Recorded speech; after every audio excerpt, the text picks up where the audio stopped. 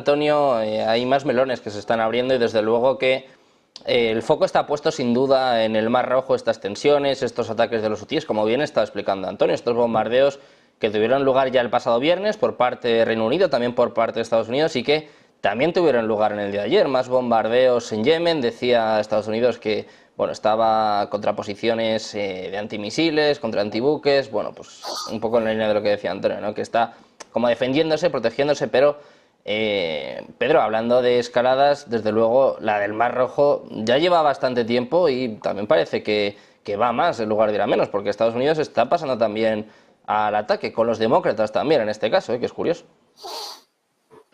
Sí, también es cierto. Y es evidente que en el Mar Rojo ha habido una falta de prudencia por parte de las potencias anglosajonas, porque pensar que iban a amedrentar a los hutis lanzándoles unos ataques a un grupo que lleva 10 años de guerra abierta con potencias como Arabia Saudí y Emiratos Árabes Unidos, atacando incluso los intereses de ambas potencias directamente en su propio territorio, demuestra que es un grupo muy consistente y que no se amina de manera sencilla. Por lo tanto, obviamente, lo primero que intentaron los norteamericanos fue la disuasión con la presencia. Obviamente la disuasión no funcionó porque los hutis han hecho ataques. En el momento que tú haces un ataque, eso va a tener una respuesta y vamos a entrar en una escalada que nos puede llevar a un conflicto abierto. Esto tiene consecuencias y quizás Estados Unidos lo que tendría que apelar más es, si quiere resolver y pacificar el Mar Rojo, es, en primer lugar, la disculpa que tienen los hutis para atacar, que es la crisis de guerra. ¿De acuerdo? O sea, los hutis se han activado en el Mar Rojo y en la acción contra los barcos porque ha habido una acción muy contundente por parte de Israel en Gaza. Por lo tanto, hay que primero pacificar Gaza. Hay que conseguir parar la operación militar en Gaza para seguir evitando la escalada. En segundo lugar, demuestra como grupo, que aunque son independientes, son próximos y están en esa alianza con otros intereses regionales como el de Irán, sus capacidades. Ya no son grupos menores de guerrillas, son auténticos grupos cuasi militares, es decir, casi no tienen la entidad de un ejército, pero casi en muchos casos están a la par que cualquier ejército convencional de cualquiera de los países limítrofes de la zona y demuestran capacidades. En el caso de los hutis están con capacidades militares incluso que podrían tocar el mismo Israel y, por supuesto, la influencia que tienen directa en el Mar Rojo. Esto afecta a los intereses económicos, por ejemplo, de Egipto. Uno de los grandes ingresos económicos de Egipto es todo el tráfico marítimo y las tasas que genera en su economía el tránsito de estos barcos por el canal de Suez. Por lo tanto, Egipto también tiene intereses notables en que esto no perdure durante mucho tiempo, porque si hay un desvío de todo ese tráfico, le originará un problema. Por lo tanto, Egipto sí que puede ser también un actor relevante, pacífico, a la hora de presionar a los hutis y a sus promotores. Y en todo caso, lo que sí que estamos viendo es que en general el avispero, cuanto más se agite, más avispas van a salir. Y estamos viendo que de algo que en principio estaba siendo muy localizado en Gaza, ya hemos llegado a Pakistán. Por lo tanto, la extensión, aunque sea de una manera contenida y como decía Antonio, de manera quirúrgica, pero poco a poco sí que estamos ampliando el espectro geográfico y las acciones de los distintos actores. Con lo cual, convendría cuanto antes intentar pacificar el conjunto del Oriente Próximo. Desde luego que es un punto a tener en cuenta. Francisco, quiero preguntarte también por esta cuestión que podemos esperar del Mar Rojo, porque pues parece que las tensiones cada vez son mayores y sobre todo, como bien estaba explicándonos Pedro, los hutíes no se amilanan, más bien todo lo contrario, van para adelante. Sí, de hecho yo estoy totalmente de acuerdo con Pedro y con lo que había apuntado antes nuestro querido Antonio. Es decir, el tema yo lo contextualizaría dentro de lo que es un complejo regional de seguridad. Es decir, en el momento que hay un cambio de seguridad o defensa en un país va a afectar la seguridad y defensa del resto de países. Yo creo que los Houthis están cumpliendo una función, digamos, tienen una legitimidad funcional dentro de la estrategia multifront de Irán, y eso es inapelable. Yo creo que, como había mencionado antes, el tema de la paciencia estratégica forma parte, digamos, de todo este engranaje. Yo, fíjate, yo estaba pensando en el tema de las tensiones entre Arabia Saudí y los Estados Unidos. Es decir, cómo este tipo de castigo a los Houthis se podría también ver como una especie de favor hacia Arabia Saudí con vistas a mejorar sus relaciones. El hecho de la entrada de China, la mediación, es decir, cómo China ha ganado influencia, digamos, internacional dentro de la región, dentro de, digamos, de esta interacción entre las principales potencias regionales como son Arabia Saudita e Irán. Yo estaba pensando, reflexionando precisamente sobre cómo esta maniobra militar, que forma parte, digamos, de este juego de proxy forces, se crea una especie también de zona gris, hay guerra, no hay guerra. Lo que decía Antonio antes, este tipo de ataques quirúrgicos que de alguna manera lo que hace es enviar un mensaje a tu oponente o tu principal contrincante en función de cómo responda.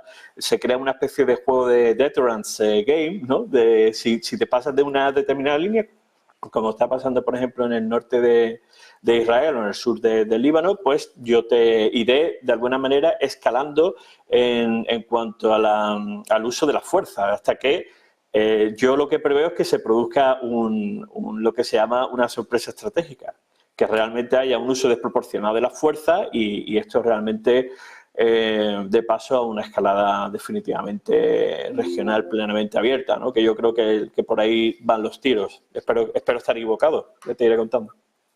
Gracias.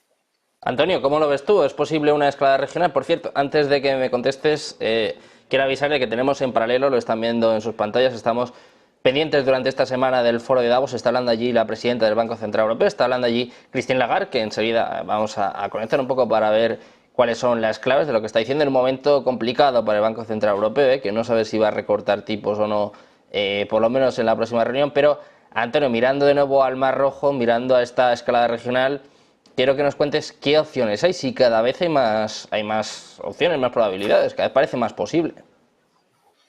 Bueno, para empezar, a mí me gustaría saber qué ha dicho Borrell acerca de toda esta situación, porque hace meses recuerdo que dijo que Taiwán era algo así como central para nuestra política exterior, porque es estratégicamente sensible para nosotros. Taiwán, que está a miles de kilómetros, pero miles de kilómetros, por lo menos 6.000 kilómetros, lejos de la última frontera oriental de la Unión Europea. Y esto que está aquí en casa, porque esto al fin y al cabo el Mar Rojo da al Mediterráneo, el Mediterráneo es nuestra casa, no sé qué habrá dicho, no lo sé, sinceramente, no me ha saltado ningún aviso de que él haya hablado acerca de ese tema. A lo mejor lo ha hecho y yo no lo he visto, pero algo me dice que ha pasado desapercibido lo que haya podido decir, ¿no? Lo cual es bastante elocuente también, ¿no? Que es, bueno, pues somos conscientes de que en más fregados no nos podemos meter, ni la Unión Europea, ni la OTAN, ni Estados Unidos, pero ya digo, ni mucho menos la Unión Europea. Nosotros con lo de Ucrania ya tenemos bastante. De hecho, cuando ha ido a atacar Estados Unidos a los hutíes, ha llamado por teléfono al Reino Unido, no nos ha llamado por teléfono a nosotros. A lo mejor nos ha llamado y se ha encontrado pues o la callada por respuesta o un discreto, bueno, ya veremos, id vosotros y id haciendo que ya voy yo, si eso, ¿no? Pero a mí lo que me suena es que no tienen esa capacidad que se tenía antes de ser los gendarmes del mundo. Esta es la impresión que me da a mí. Y que efectivamente, si va a haber más escalada, yo creo que no, por lo menos por la parte, ya digo, de Estados Unidos. Han hecho un ataque, digamos, testimonial para decir esto nos afecta a nosotros, pero si cogemos los medios de comunicación, que digamos son el termómetro de la opinión de los políticos, de nuestros líderes, bueno, el mainstream me estoy refiriendo, de los medios de comunicación, veremos que no hay un masivo apoyo popular, ni siquiera en headlines, en titulares, no hay un masivo apoyo popular a los ataques de Estados Unidos y del Reino Unido en el Mar Rojo. Es decir, no hay un masivo apoyo popular, una necesidad imperiosa de la población de decir es que hay que contrarrestar a los hutíes porque si no la economía de Europa se va al carajo y tal.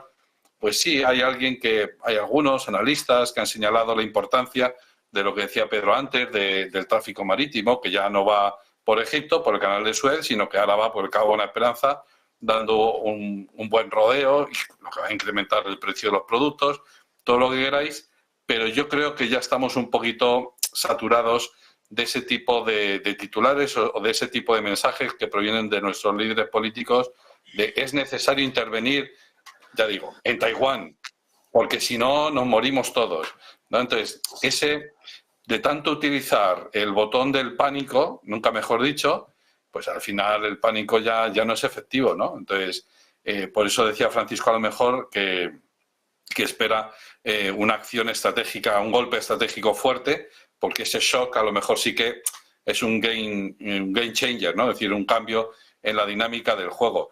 Pero salvo que suceda algo así, es muy improbable que por lo menos por la parte de la Unión Europea, por la parte de los europeos, nos impliquemos en algo que vemos en fin, que esa guerra no nos compete a nosotros. Ya vemos un poquito lejos la guerra de Israel y Gaza, como diciendo, bueno, en fin, esto lo único que tenemos claro es que lo tienen que resolver, lo tienen que resolver ya y que eso tiene que parar ya, pero eso de apoyar a Israel, apoyar a Netanyahu, porque ya no es apoyar a Israel, ni siquiera al Estado de Israel, sino que es apoyar a Netanyahu.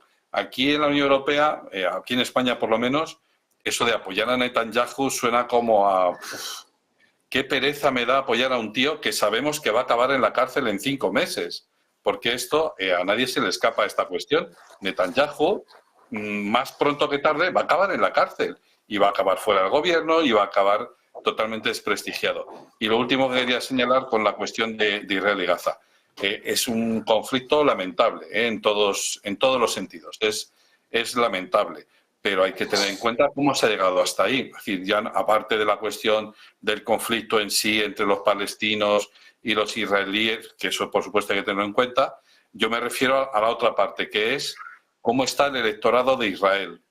Es decir, quiénes han aupado al poder a los señores que están ahora en el poder, ¿no? ¿Cómo es posible que hayan elegido a Netanyahu, ¿no? Porque no es nuevo Netanyahu en política, y tampoco son nuevos ni desconocidos sus casos de corrupción. Y aún así, le han elegido democráticamente y le han aupado al poder y ha conformado una coalición de partidos, a cada cual, pues, más bonito que el anterior, ¿no? De tal manera que, efectivamente, el resultado final es este, que es que hay una presión muy fuerte para continuar, vamos a decirlo finamente, para continuar la limpieza del territorio de Gaza, para limpiarlo, porque esa es la expresión, lo van a limpiar y van a construir un campo de golf ahí y van a extraer todo el gas de ahí. Pero van a hacer un parking, pero ahí no van a volver, y unos chalets en las urbanizaciones, pero ahí es raro que vuelvan a ir los palestinos. Por los acuerdos de Oslo habría que respetar eso, pero algo me dice que eso no va a suceder así.